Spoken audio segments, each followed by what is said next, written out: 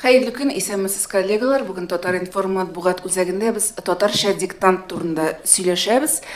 Безнең спикерлар Бөтен дөнья татар яшьләре форумы рәисе, Бөтен дөнья татар конгрессы рәисе урынбасары Тәбриз Яруллин, аның форум буенча урынбасары Айрат Фәйзрахманов, Казан Федераль университетының Габдулла Тукай исемендәге татаристика һәм тюркология югары мәктәбе директоры Әлфия Юсупова һәм Казан дәүләт медицина университетының рус һәм татар телләре кафедрасы мөгаллиме Ләйсән Юсупова. Хәерле көн, хөрмәтле кунаклар, исәнмесез. Беренче сорау Тәбриз сезгә булыр инде. Татарча диктант нәрсә ул? Быел ул кайларда оештырылачак? Ничә кеше катнашуы көтелә? Мин гомумән әйтеп китәсем килә, менә ни өчен без шундый компания белән җыелдык, форум һәм югары уку йортлары. Чөнки безнең бу шимбә көнне 25 ноябрь ике зур чара көтелә, алар бергә оештырыла. Беренчесе ул татарча диктант акциясе дип әйтик инде, икенчесе ул акыл фабрикасы. Икесе дә бик мөһим чаралар. Без аны махсус бер көнне эшләдек, алар бер-берсенә шундый ярдәм итүче чаралар дип әйтик инде. Татарча диктант ул һәр вакытта да шундый киң таралган, киң яктыртыла торган чара була безнең гадәттә. Гадәттә дип инде былтыр беренче тапкыр эшләп караган идек. Шуннан чыгып әйтәм. Һәм инде акыл фабрикасы да безнең бик мөһим мәсьәлә каралачак. Айрат аның турында тәфсилләбрәк сөйли. Шуңа күрә без менә бөтен игътибарда татарча диктантка бирелгән игътибар безнең акылга да теге акыл фабрикасына бирелсен иде дип, менә шундый максаттан бер көнне ясыйбыз. Татарча диктантны инде барыбыз да белә, ул тотальный диктант уза русча. Аны бөтенебез дә беләбез. Һәм шуның аналогы буларак татарча диктант уза. Аны менә юкка гына без медицина университетын чакырмадык. Алар бездән әле алданрак эшли башлаган иде аны үзләренең югары уку йортларында. Без инде менә татар оешмалары аша төрле төбәкләрдә, илләрдә оештырырга булдык шуны киңәйтеп. Былтыр мәсәлән безнең 10 шәһәрне алган идек һәм без аны оештырдык бергәләп Федераль университет белән. Филология һәм мәдәният ара багланышлар институты безгә ярдәм итте. Чөнки мондый чара филологларсыз булмый, шулай бит. Мин үзем дә гел хата җибәрәм, мәсәлән, Facebook'та статус язганда гел килеп җитәләр, менә моны дөрес язмадым, монда әйтер куймадым дип. Һәм монда инде галимнәр кирәк. Әлбәттә, текст сайлау өчен, билге кую критерийларын билгеләр өчен һәм башка аны Әлфия апа үзе тәфсилләр сөйләр. Һәм безнең бар бит инде Каюм Насыри институты шелтәре. Былтыр без аларны да бу эшкә җәлеп иткән идек. Быел инде былтыр ук безгә бик күп кеше теләк белдерде. Нигә безне алмадыгыз? Нигә безне чакырмадыгыз? Шуңа күрә быел 3 тапкыр гына түгел инде шәһәрләр саны тагын да күбәйде. Беренчедән Татарстан киңәйде, безнең Чаллы кушылды, анда 2 ноктада язалар. Казанда Федераль университетта Татарстан урамында язалар. Бу инде төп әйтик инде төп территорияме, төп урын. Шуннан соң медицина университеты, энерго язачак һәм технология университеты язачак. Шулай ук без акыл фабрикасы узган җирдә, ул штаб дип атала, креатив резиденциясе, креатив индустрия резиденциясе. Шундый заманча бина инде, пространство. Һәм шунда акыл фабрикасына килүчеләр дә язачак сәгать 10-да. Һәм инде Чаллыда 2 урында, төбәкләрдә 20ләп төбәк кушылды. Бу инде барлык зур шәһәрләр. Менә кичә хәзер аларның яңа кушылганнар турында аерым әйтермен. Зур шәһәрләр. Менә кайсы зур шәһәрләрне беләбез, татарлар актив булган? Ижау, Екатеринбург, Төмән, Мәскәү һәм башкалар менә 20ләп алар булачак. Шул исәптән илләрдә ничектер быел актив катнаша бу чарада. Аз гына аудитория булса да, җыелып, аларга менә шундый бер форсат җыелып, татар теленә багышланган чара уздырырга. Бик шундый ничек әйтим инде, экзотик илләр дип әйтим инде. Гадәттә без гадәттә бу илләр белән алай теге зур чаралар уздырмыйбыз шундый, ләкин безгә кушылдылар Гарәп әмирлекләре, Кушма Штатлар, Германия, Казакстан, Кыргызстан алар булай да актив. Казакстан үзләренең шәһәрләр санын арттырдылар. Гомумән менә бик тиз тарала, шундый шир кебек тарала торган акция булып чыкты. Әле безгә кичә генә шалтыратып Канада әйтәгез, без дә кушылабыз дип алар безне өндәделәр. Без инде бирелдек, теге бик каты басым китсә, эшлисе килсә кешенең без шигенәбез инде. Һәм Чувашстаннан менә Шыгырданнан чыктылар, әйдәгез без 200-300 кеше җыябыз, укыйбыз, аларны да алдык. Һәм Буа, Татарстан. Димәк, теләк бик зур. Мин уйлыйм, 2нче елга Алла берсә, менә алдан планлаштырдык. Без барыбер теге алдан ук зурдан кубып ясаганны яратмыйбыз. Башта теге оештыру моментларын бөтенесен килештереп бетерәбез. Шуңа күрә мин уйлыйм, 2нче елга Алла берсә, бөтен Татарстанның районнары һәм 30лап, 50ләп менә төбәкне алып һәм илләрне дә күбәйтеп язырбыз Алла берсә. Менә шундый планнар. Хәзер без Германия белән элемтәгә кереп карыйбыз, анда әзерлек ничек бара микән? Skype аша безнең белән элемтәгә Гөлназ Вәлиева керә. Германиядә быел без Европа татар яшьләре форумы уздырган идек. Менә алар белән танышып. Гөлназ, исәнмесез? Татарча диктантка әзерлек ничек бара? Ул кайда үтәчәк? Ничә кеше катнашырга теләк белдерде? Шимбә көнне Германиянең Лейпциг шәһәрендә Алатырь диктант керәбез. Ул Лейпцигның атаклы университет кафедрасында үтәчәк. Һәм текстны безгә ишадыр Кимбай режиссер укучак. Һәм без Европаның төрле илләреннән, шәһәрләреннән яшьләрне һәм улар яшьләрне дә көтәбез. Регистрация шул теркәлү башланды. Biz aldan Türkiye'ye sınavlanıyık, kişi sanın isimler için tüzel sanın elige edelim. Uzmanlasın tüzel sanı bilgili bulacak. Ama Avrupa'nın türlü şehirlerinden tüzel kiler kütüler. Rəhmət Gülnaz. Rəhmət Gülnaz. Oңышлар sizge. Demek İlşat Rəhimбай okuyacak tekstini Qozanda, tekstini ул аңлауымча Ояз Гыйләҗев әсәре буенча, аны кемнәр окuyacak? Тәбриз. Безнең штабка менә былтыр безнең Фәнис Җиһаншин укыган иде. Ул инде социаль җилләрдә дә шундый иң актив кеше буларак яшьләргә дә танылган, улларга да. Быел ничектер менә филология институты белән киңәшләштек, шундый яшь кешеләрне, яшьләр өчен булсын дип, Идел Киямов филология институтында һәм без штабка чакырдык Йылдыз Миңнуллинаны. Менә безнең шундый 2 йылдыз. Рәхмәт. Һәм сорауны Ләйсәнгә бирәсе килә. Аңлавымча, сез беренче башлагансыз бу акцияны. Ул нинди максаттан башланган иде һәм сез ул максатка ирештек дип уйлыйсызмы? Рәхим итегез.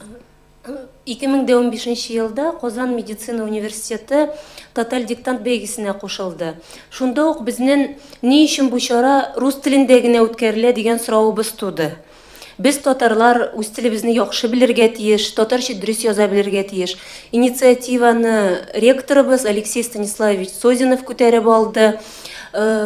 Казан медицина университетында бар студентлар да татар телен өйрәнә. Безнең студентлар өчен татар теле бик мөһим.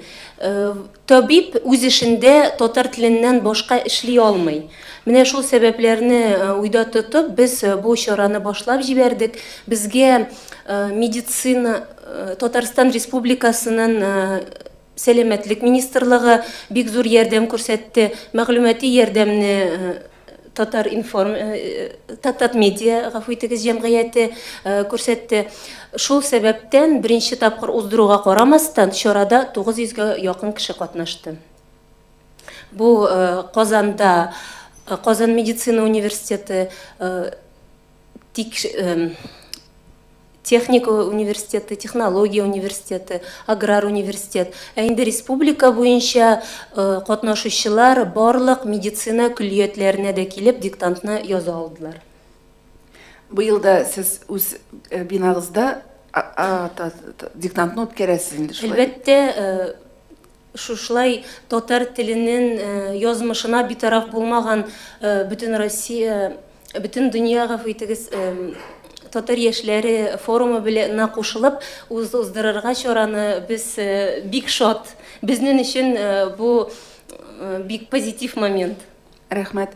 Әлфия ханым, әмнә татарча диктантны кемнәр язарга тиеш дип саныйсыз? Кемнәрне чакырыр идегез? Хәерлекен, минемчә татарча диктантны татарча белгән һәм үзенең белемен татар телендә сынап карарга теләгән һәр кеше язарга тиеш. Шуңа күрә без бу диктантка һәм студентларны, һәм мәктәп балаларын, һәм Казанда яшәүче барлык татар телен яраткан, әйткәнемчә, белемнәрен сынап карарга теләгән Казан халкын чакырабыз. Һәм безгә инде менә тәбрис әйтеп китте, Татарстанның районнары да, шәһәрләре дә кушылып китәр дигән өметтә калабыз.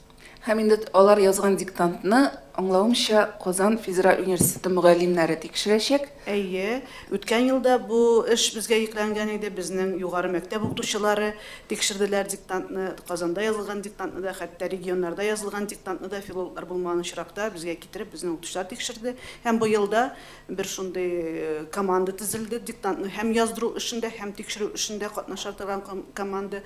Аның составында профессорлар, доцентлар, һәм мин уйлыйм, алар бу диктантларга гадел бәя биреп, вакытында нәтиҗәләрне диктантның сайтына һәм яшьләр форумына тапшырылар дип. Рәхмәт. Әле мин өстәп әйтим әле Әлфия белән сөйләшкән идек менә. Бу диктантның эшләрен тикшереп бетергәннән соң, менә галимнәр тарафыннан без шундый кыска гына шундый справка чыгарырбыз. Менә бик еш очрый торган теге язуда еш очрый торган хаталар. Ул менә аеруча безгә интернетта бик еш язучы кешеләр өчен үз эшендә татар телен куллану өчен бер белешмә нигез булыр. Менә аның да шунда бер файдасы. Икенче максаты менә ул татарча диктантның ул үзенә күрә шундый татар әдәбиятын таныту. Аяз Гыйләҗевнең бит инде гыйнварда аның юбилее була. Без аны теге юбилей көнендә генә искә алырга тиеш түгел. Яңадан менә иртән генә бер Telegram каналны ачып, әле ярты сәгать булганга аның бер әсәрен укып алдым әле. Менә бу татарча диктантка да бер әзерлек булыр дип инде. Без дә менә игълан итәбез, Аяз Гыйләҗев алыгыз китапларын, алыгыз әсәрләрен, повестларын укып әзерләнегез. Ул менә үзебезнең шушы татар әдәбиятын искә алырга, укырга бер сәбәп.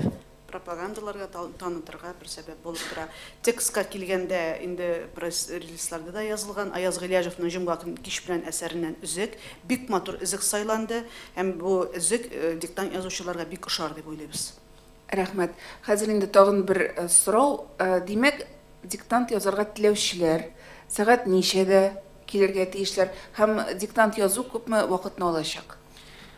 Аның тәртибе шундый. Казанда сәгать 10-да булачак ул, димәк, шимбә көнне сәгать 10-да. Алдан теге теркәлеп нитеп торасы юк. Диктант башланганчы 15-20 минут киләсез. Филология институты ул Татарстан урамы 2-нче йорт. Әйе. Турында мин әйтим, аны сез дәвам итәрсез. Димәк, диктант язуның бер мәйданчыгы ул Казан Федераль университетының филология һәм мәдәният ара багланышлар институты. Безнең актлар залында, актлар залы 300ләп кешене сыйдыра торган зал, күбегез белә. Шушы залда оештырылачак диктант. Тәбрис әйткәнчә, иртәнге 10-да башлана, диктантның тексты укылачак сәгать нәкъ 10-да. Шуңа кадәр бер 15 минут алдан килеп, бу залга кирип, урнашып, урыннар алып, кәгазьләр алып утырырга кирәк булачак. Институт студентлары диктант язарга килүчеләрне иртән каршы алып, залга затып куячаклар. Һәм минемчә, менә бу процесс вакытында институтның студентлары да, укытучылары да диктант язучыларга ярдәм итеп торачак. Урнашу буенча. Рәхмәт. Һәм инде тәбрис алдан әйткәнчә, диктант язган көнне акыл фабрикасында үтәчәк. Бу чараны тагын да кулайшландыру, көчәйтү өчен, аның мәгънәсен арттыру өчен кирәк. Гайрат, сүз сезгә. Акыл фабрикасы нәрсәгә багышланачак, нинди тема? Акыл фабрикасы татар мәктәпләре үсешенә багышланган була. Татар мәктәпләренең үсеше 100 идея дип атадык без шундый кыскача гына. Анда безнең татар телле мәгариф өлкәсендәге булган экспертлар, галимнәр, директорлар, мәктәп директорлары мәктәп директорларының орынбасарлары, укытучылар катнашачак.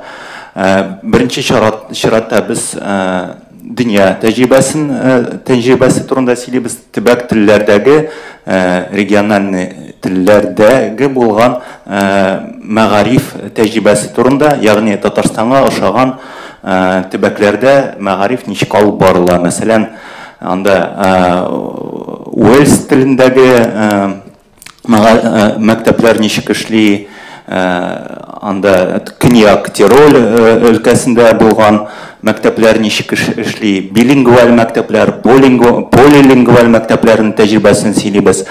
Аның методикалары турында фикер алышабыз. Анарсын татар мәктәбенең киләчәге нинди булырга тиеш дигән сорауга җавап эзлибез. Ягъни безнең идеаль татар мәктәбе нинди булырга тиеш, шундый сорауга җавап бирәбез. Һәм акыл фабрикасы ахырында без МИД авылын уздырабыз. МИД авылы нигезендә татар телле мәктәпләрнең берничә моделен булдырырга тырышабыз. Моңынча хәтле, акыл фабрикасына хәтле без ярты ел дәвамында фәнни тикшерү уздырдык. Фәнни иҗтимагый тикшерү дип аны атап була.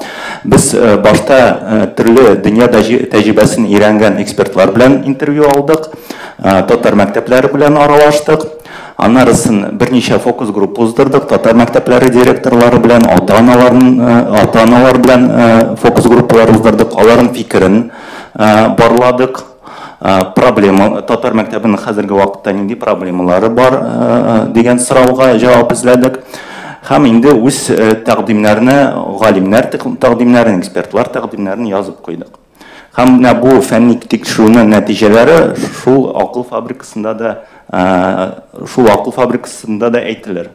Һәм без әле Мәгариф министрлыгы каршында булган Мәгариф үстерү институты белән бергәлектә эшлибез.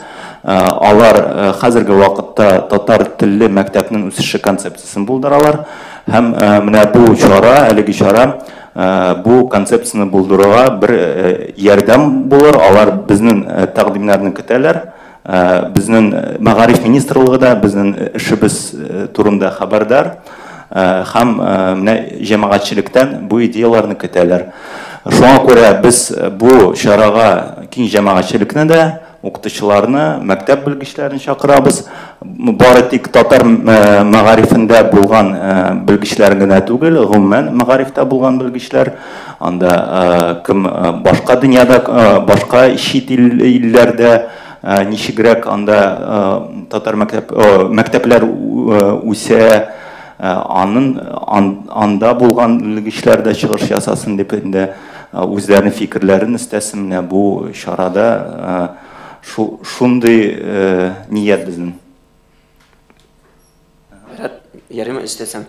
Гомумән акыл фабрикасы бу иң хәтәре һәм иң шундый мәгънәлесе һәм иң соңгысы да бу елны инде. Шуңа күрә без аны шундый бер йомгак итеп тә ясыйбыз бер яктан. Икенче яктан иң танылган, иң кызыклы спикерлар да монда булачак, чыгыш ясаучылар да. Мәсәлән, ничек була ул татарча әлфиябе? Каталония кешесе. Каталон кешесе Эктор, зур галим, мәгариф системасын өйрәнгән кеше, хәзер ул Чувашстанда яши. Без аны махсус чакырабыз, Каталон системасы турында сөйләү өчен. Шуннан соң безнең тарих институтында Марат Гибаддинов бар, безнең бар Бала Сити мәктәбе, безнең бар Солнце дигән мәктәп, бөтенебез дә соңгы вакытта бик еш ишетәбез. Аларның директорлары килеп, үзләренең модельләре турында сөйләячәкләр. Һәм без укыту процессы, ата-аналар белән эшләү, укудан тыш балаларны нәрсә белән мавыктыру, булар һәрберсе тәфсилләп дөньяда нинди трендлар бар, үзебездә нинди уңышлы тәҗрибәләр бар. Аларны барсын да тәфсилләп карап чыгабыз, тыңлыйбыз, фикер алышабыз. Һәм ул гына да түгел, без һәр вакытта да яратабыз инде шундый комплекслы итеп карарга, башка профессия кешеләрен җәлеп итәргә. Шуңа күрә безгә монда төзелеш һәм архитектура институты бит ул хәзер институтынан махсус киләләр, махсус киләләр дөньяда менә бу мәктәпләр һәм аларның ичке пространствоның ничек итеп дөрес оештыру мәсьәләләре, менә ул тышкы кыяфәтеннән алып, ичке парталар нинди булырга тиеш, менә пространстволар нинди булырга тиеш, спорт урыннары, ашханәләр, укыту заллары нинди булырга тиеш. Тиеш түгел инде ул менә дөньяда хәзер тренд кайсы якка бара. Менә шулар турында да сөйләячәкләр. Димәк, инде бу бик зур мөмкинчелек, моңа ләгүдә бик кыен бу акыл фабрикасына. Фәкать 100 кешене генә алабыз. Хәзер инде ялгышмасам бер 50 кеше язылган, менә 50 урын калды. Бу иртәгеге төшке ашка кадәр бу теркәлү дәвам итәчәк. Шунда килгән кешеләр сәгать 10-да, димәк, татарча диктант яза алачаклар һәм кичкә кадәр тыңлап кына утырмыйлар. Менә Айрат әйтеп китте, иң ахырда безгә инде монда фәкать мәгариф системасында гына эшләгән кешеләр кирәкми, бәлки дизайнер, архитектор бардыр арагызда, актив ата-ана бардыр. Дөньяда менә бу системаларны менә миңа күптән түгел генә 1-2 көнлек фин системасы, фин мәктәбе системасы турында китап бүләк иткәннәр иде. Бәлки шундый темалар белән кызыксынучы кешеләр бардыр.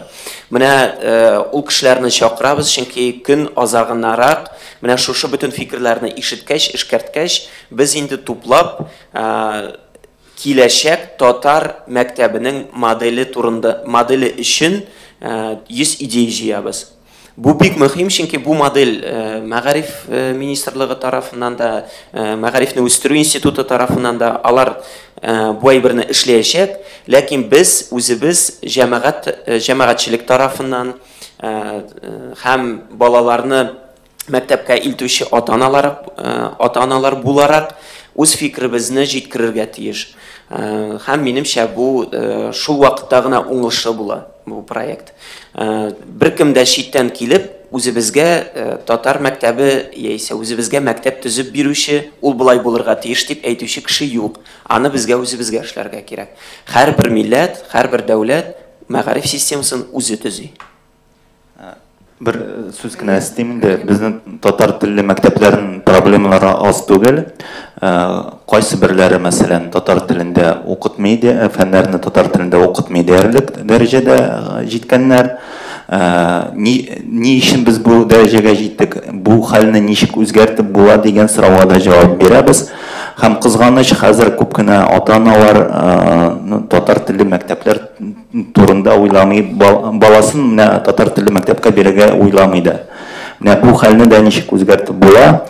Без шуның турында уйлашабыз һәм бигрәк тә әлбәттә монда ата-аналарның фикере кирәк. Һәм монда бу фикерләрне истәп була әлбәттә. Рәхмәт, мен исә өстәп кенә әйтим, Акыл фабрикасын Татар информ Татар сайтында онлайнда карап булачак. Хәзер инде журналистларның сорауларына күчик. Аңынчы бер сорау. Биредә татарча аңламаучы журналистлар булса, хәзер Тәбриз кыскача гына рус телендә дә мәгълүмат бирергә әзер. Да, для тех, кто не понимает по-татарски, может быть, да, для телевидения. Вкратце, если можно, вот все, что мы здесь сказали, скажу только я, ладно, чтобы не повторять все. У нас два больших мероприятия, это татарский диктант и Акыл фабрикасы, фабрика мысли, это у нас такая школа. Татарский диктант – это аналог тотального диктанта. Мы его проводим в этом году второй раз в таком масштабе, да, так скажем. Если в прошлом году у нас писали 10 городов по миру, да, были тогда Казахстан, Кыргызстан и около 8 регионов Российской Федерации, то сейчас татарский диктант вместе с Татарстаном, вместе с Казанью, Буинском, Челнами будут писать 20 регионов России и в 10 странах. В пресс-релизе мы писали 9 стран, но буквально вчера, очень настаивая, добавилась Канада. Вообще можно сказать, что большой резонанс, большое желание написать всем, поэтому мы вот так поэтапно идем. Если в прошлом году 10, в этом году вот 30 получается, да, в 30 точках, больше даже, да, в Казахстане, например, в 3 городах пишут одновременно. Я думаю, что на следующий год мы вообще по всему Татарстану, в каждом районе будем Алаберса писать, и количество регионов и стран тоже увеличим. Мы эту акцию 2 года подряд делаем совместно с высшими учебными заведениями Татарстана, с филологами, учеными, да, Институт филологии и межкультурных коммуникаций, Институт Каюма Насыри являются нашими такими полноценными партнерами, которые выбирают текст, помогают проверять работы, определяют критерии оценки, ну и так далее, и так далее. Почему сказал специально про оценки? Вот кто получит 2, так что нас не обвиняйте. Вот. Дальше. Это все пройдет в субботу, 25 числа. В 10 часов в Казани начинаем. В некоторых странах может быть так, что время отличается, потому что с нами вместе пишут Арабские Эмираты, Соединенные Штаты Америки, например, у них вообще будет в это время ночь, да, поэтому они немножко чуть позже напишут. Чехия пишет, Германия пишет, Казахстан, Кыргызстан. В общем, очень большое количество стран. Что еще? Текст. Текст Аяза Гилязова. В январе у него будет юбилей, поэтому мы должны его вспомнить чуть раньше, не только когда юбилей наступит. В пятницу вечером, да, в переводе на русский язык, Жамгакан Кишплян, отрывок будет из этого произведения, поэтому, кто еще не читал, возьмите в руки, у вас есть еще время, быстро читается, легко. Сегодня буквально с утра в одном из телеграм-каналов я прочел одной из повестей, очень быстро, хорошо читается, прекрасный язык, прекрасный. И мы специально сделали так, что, еще одну вещь не сказал, основной получается зал, где мы собираемся, это будет Институт филологии, актовый зал, буквально за 15-20 минут нужно будет туда прийти, 9:30 можно прийти, студенты проводят в зал, прочтут диктант полностью в начале, да, весь текст, потом по предложениям, будет совсем несложно. Это в первую очередь самопроверка, да, это не ЕГЭ, ни в коем случае, не какой-то тест. Это самопроверка, чтобы мы больше писали на татарском языке, в социальных сетях друг другу и применяли татарское письмо в работе. В то же время в штабе в 10 часов можно будет прийти, тоже написать татарский диктант. Там у нас будет школа проектов около Фабрикса. Вот я буквально скажу еще, почему с нами вместе в пресс-конференции участвует медицинский университет, потому что они еще задолго до нас начинали татарский диктант, потому что у них то есть студенты, которые получают высшее образование, учат татарский язык, у них буквально, наверное, все учащиеся, все студенты медицинского университета знают татарский язык. Да? Потому что среди наших активистов их очень много. Это им нужно в работе. И, наверное, вот естественным образом как-то снизу, да, проявили инициативу, они начинали. Поэтому это мы сейчас только в пресс-конференциях сидим, рассказываем про 10 стран. На самом деле вот начинали они. Им за это большое спасибо. Так вот, в штабе пройдет фабрика мысли, школа, самая крутая школа, самая интересная с точки зрения спикеров и по важности темы. Наверное, это самая важная школа, во-первых, из-за того, что она последняя в этом году, и, во-вторых, тема очень важная. Да, это 100 идей для татарской школы, для ее развития, для ее будущего. Никто для нас не сделает татарскую школу современным, никто ее для нас не обновит, никто не придет, не обновит, поэтому мы считаем, что вот все равно модель будет построена татарской школы, да, какая она будет в будущем, как она будет меняться, это будет делать Министерство образования республики и Институт развития образования. Но вот мы решили с точки зрения общественности, как она ее видит, каким ее видит, не только учебный процесс, да, работу с родителями, внеклассную работу, кружков, тем, которые там поднимаются, какое образование эта школа дает, какого уровня, и вплоть до того, как она обустроена с точки зрения пространства, да, начиная со столовой, заканчивая какими-то лекторными залами и свободными пространствами, библиотеками. Поэтому приглашаем всех, не только тех, кто работает в системе образования. Да, нужны директора школ, преподаватели, кто с ними работает, но и приглашаем активных родителей, может быть, дизайнеров и тех людей, которые этой темой интересуются, потому что, как обычно, у нас будут сильные очень лекторы. Приедет Эктор, он про каталонскую систему расскажет, он давно уже живет в России, изучает эту тему очень основательно. Придет директор школы «Солнце», мы в последнее время очень часто про него слышим, да, очень успешная модель. Придет директор школы полилингвальной Бала-Сити, придет Карина Рашидовна, это архитектурный институт, да, расскажет про тренды в мире, какие есть тренды по организации пространства в школах. В общем, много можно рассказывать, но надо сказать, что это не просто лекции. Да. Была большая подготовительная работа еще с лета, было проведено исследование, опросы ученых по всему миру, около 20 человек, да, по-моему, Арат, у нас было. И провели фокус-группы с директорами, с родителями, с учителями.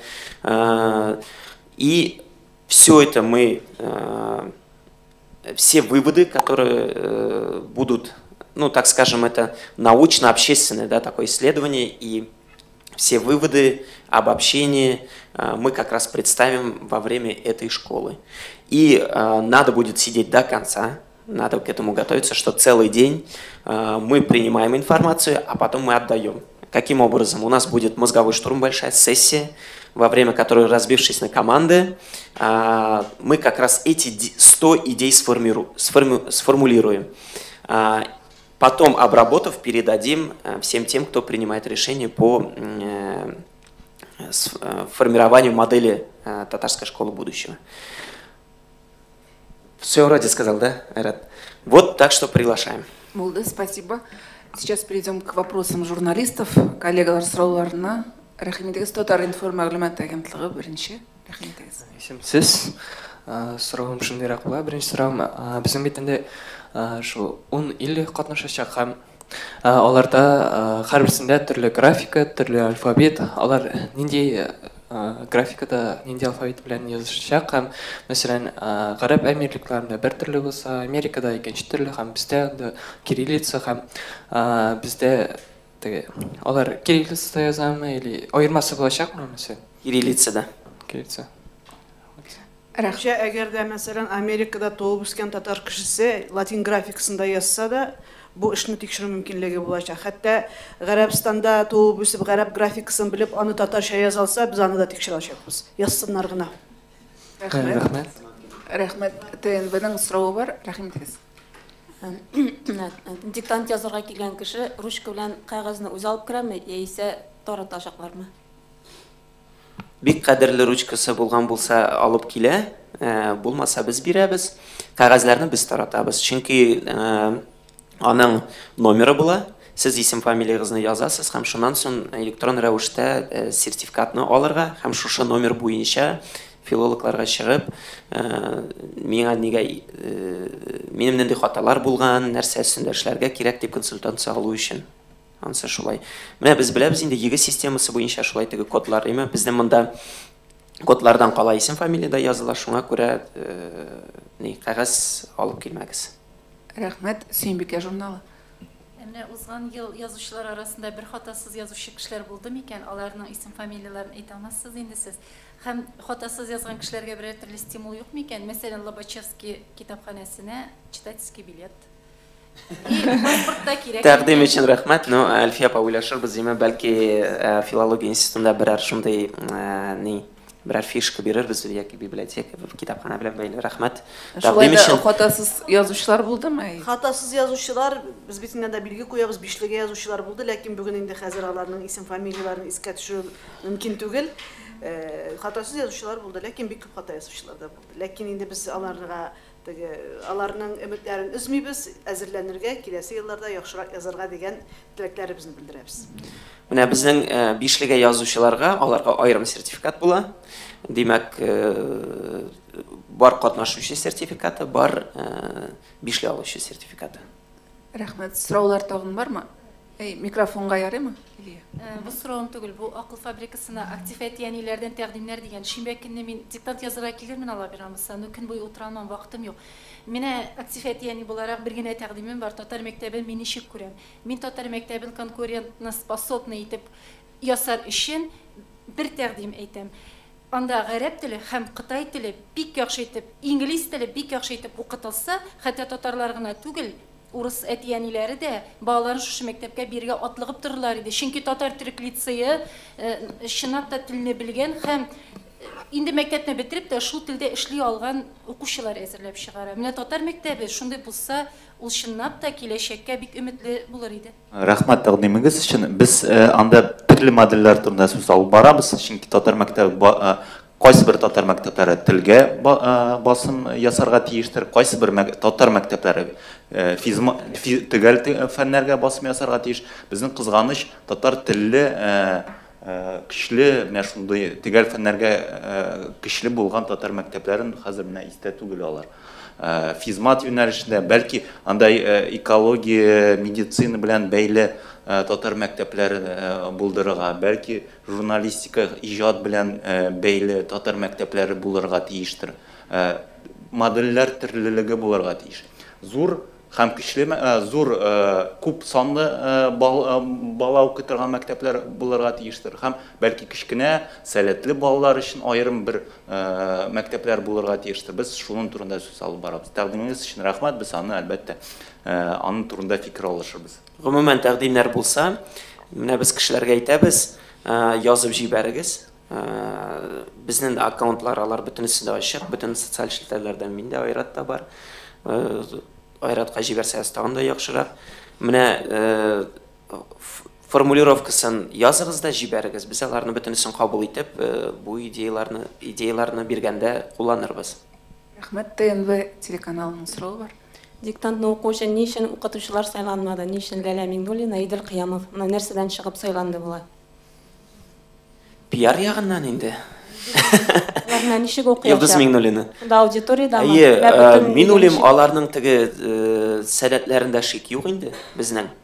Алар бөтенесе дә сәхнә, иҗат, әдәбият белән бәйле кешеләр.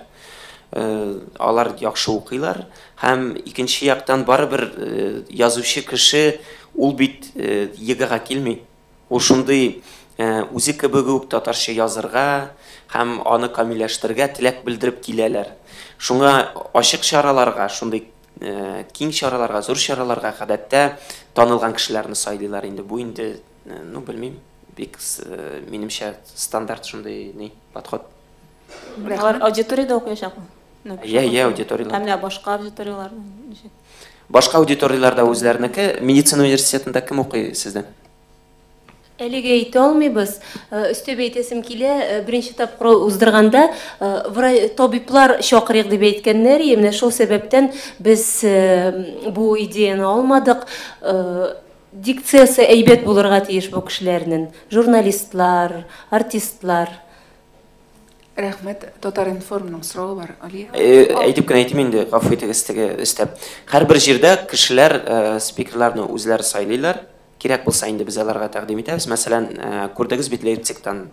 Хәзер анда Илшат Рахимбай, режиссер, шул мөмкинчелектән файдаланып, аның теле йөгрек, дикциясе яхшы, һәм аларга мәсәлән ул укыячак.